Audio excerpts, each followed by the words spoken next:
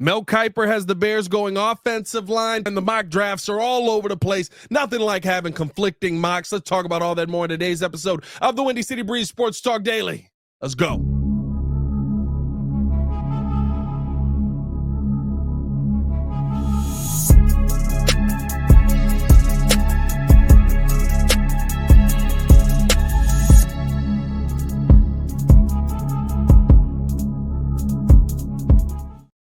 If you are new to the channel, please hit that like button. Please subscribe to the page. You do talk Chicago sports daily on this channel. It's the only channel talk Chicago sports, how Chicago talk. So make sure that you get in tune with us, man. So the Chicago Bears have been mocked to go a few different directions here. And like I said, the mock drafts are all over the place right now. It's time to mock your socks off. That's what this season is. And Mel Kiper on ESPN's mock draft, his most recent one, has the Bears going with the defensive line. And this is an interesting move because of how he has the mock draft falling. Now, when you look at number one, Cam Ward to Tennessee, number two, interesting move here, Abdul Carter going to Cleveland, number two. Interesting because Myles Garrett just brought back, but I guess, hey, if you can go out and get a piece that you feel is going to be the next Myles Garrett while having Myles Garrett, double up on that. All right, figure out the quarterback position later. Number three, Shedeur Sanders to the Giants. Number four, Travis Hunter going to the New England Patriots, which actually I think could be an interesting move now,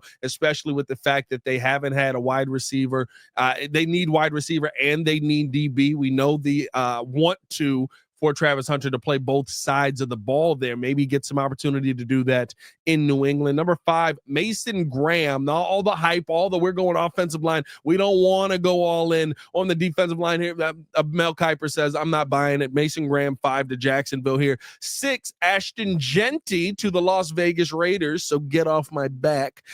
Number 7, Tyler Warren, tight end to the New York Jets there.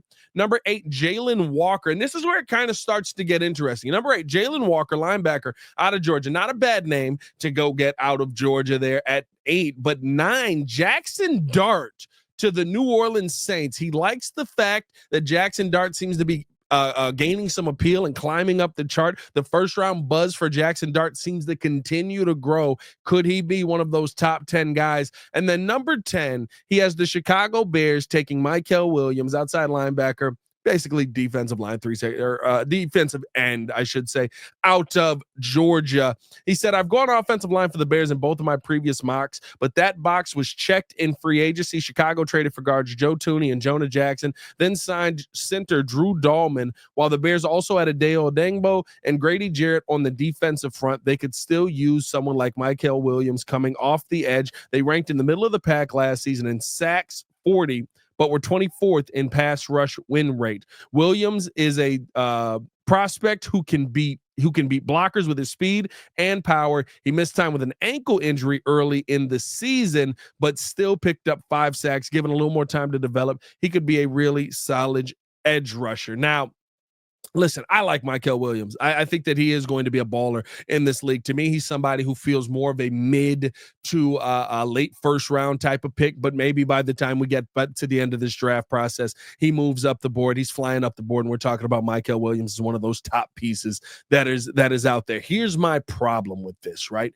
It seems to be a belief from a lot of people that the Bears are just set on the offensive line by going Joe Thuney, going Jonah Jackson, going Drew Dahlman, and that they don't need anything else there. Well, I think there are still some question marks at that left tackle position. I think that you have to think about the long-term and longevity of a piece that you could have at that left guard position, even though it's going to be a few years before you get to that point. But why not continue to build depth on that offensive line right now? And the reason I say that is because in this mock, you notice I went through all 10 names here. He's leaving names like Armand Membo on the board, which, okay, maybe that's one where you're okay leaving that on the board. But Will Campbell goes 13th to the Dolphins in this mock. And I'm sorry, if you can go out there and find a way to get an answer at your left tackle position, I am not concerned about the arm length. Everybody's sitting here talking about the arm length, and I would tell you, go look at what Ben Johnson was working with as far as arm length on the offensive tackles that he had in Detroit. I think that if Will Campbell's on the board, it is a wild move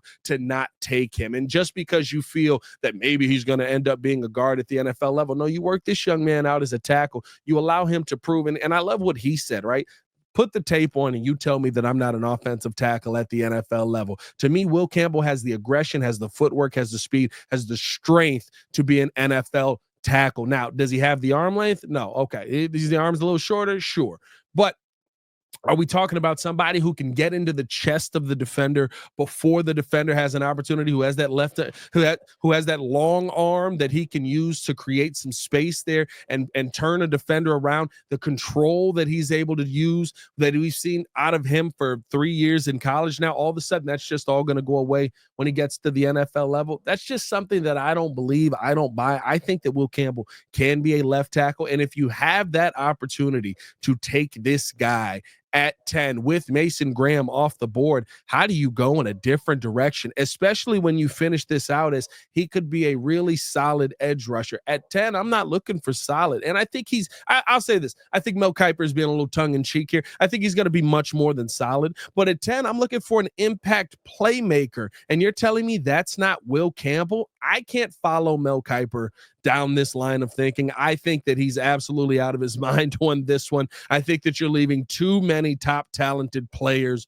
on the board if you go here. I mean, could you talk about Shamar Stewart even getting up there? Could you talk about, Derek Harmon even being a name up there that could fit in with some of the things that the Bears want to do here? I get that Mykel Williams does fit perfectly what Dennis Allen is doing, but if you're telling me Armand Membo and Will Campbell are still on the board at 10 and you're looking at Mykel Williams, I think that you are absolutely out of your mind. Let me know how you guys feel in the comments below. Do you like it if the Chicago Bears go out and pick Mykel Williams at 10? Again, we've done a couple of mock drafts where Mykel Williams ends up falling late in the first round, and we've even gotten him in some second rounders. Now, I know the mock draft boards are usually kind of they're not 100% accurate, right? I'm not sitting here telling you to go off of just that, but I would be intrigued to see if the Bears didn't pick Mykel Williams at 10, where he would end up falling, if he would still be on the board later on in that first round. And I think that trading back into the first round of this draft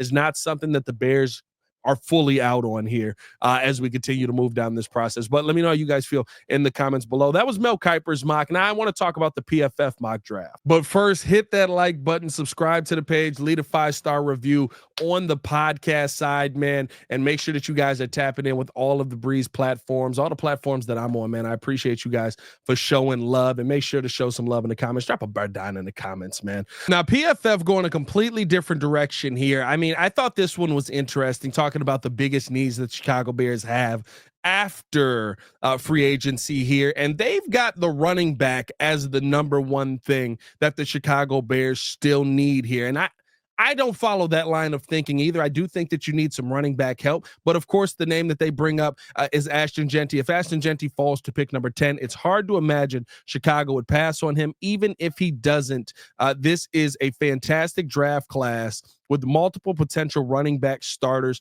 who should be available on day 2.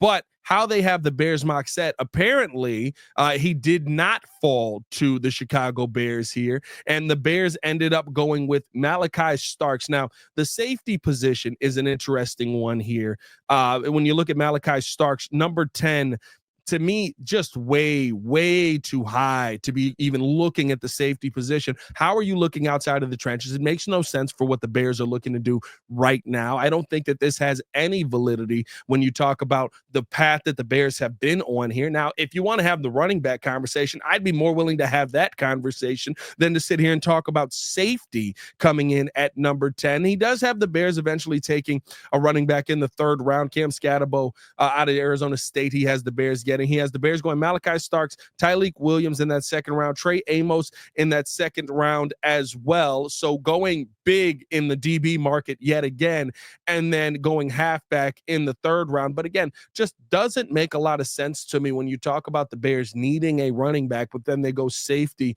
early on in the draft. Why wouldn't the Bears continue to address the trenches? And again, the Dio Dangbo move, the Jonah Jackson move, the Joe Tooney move, the Grady Jarrett move. Listen, they're good moves, but I think that you still have to look at this team and say that their mindset is in fixing this trenches long term here, and I don't think that they're going to deviate from that. Why would all of a sudden they just go outside of the box and go, we don't need to continue to build these trenches up because we've done everything in free agency that we're ever going to need to do to build these trenches up? No, you're looking for long-term pieces. You're looking for long-term answers. And I think that in this situation, are you telling me that early on in the draft, you're not still trying to find some of those long-term answers?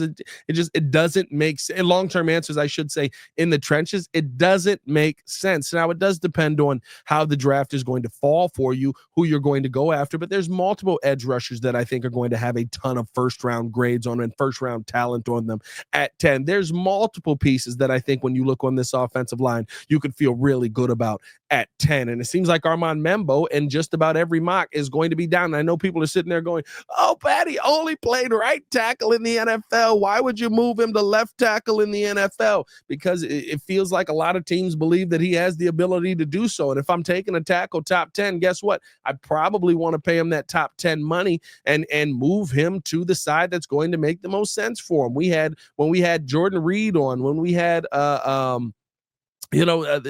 few different people on the Chicago Bears podcast.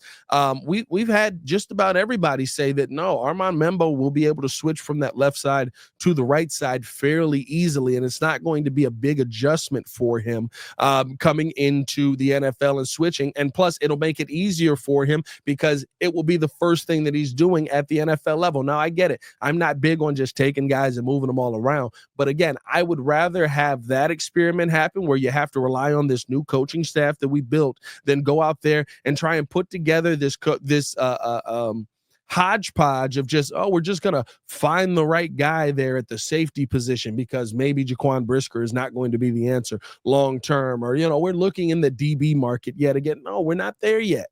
And it's okay to not be there yet. We will get back to the point where we're looking at receivers, looking at DBs, looking at first-round running backs. But the only way for you to do that is to address the trenches. And so if we don't see the Chicago Bears go back into these trenches, I think that it's a mistake no matter the name that is at the top. And I get it. People are sitting there, Pat, this is a generational running back. And Ashton Genty, if he's that generational, it does seem like he probably won't be falling to the Chicago Bears. He'll more than likely end up on the Las Vegas Raiders. But it's one of those things for me where can we talk about the generational guy for 5-6 years? Sure. Is that fun? Sure. I'd rather have the 10-year left tackle every single time. And if you feel like that guy's out there, there's no way I'm not looking for that guy, even with all the additions the Chicago Bears made this offseason. Let me know how you guys feel in the comments below, man. I'll be down there talking with you guys as well. What do you think of the mock drafts that PFF has for the Chicago Bears? Do you feel like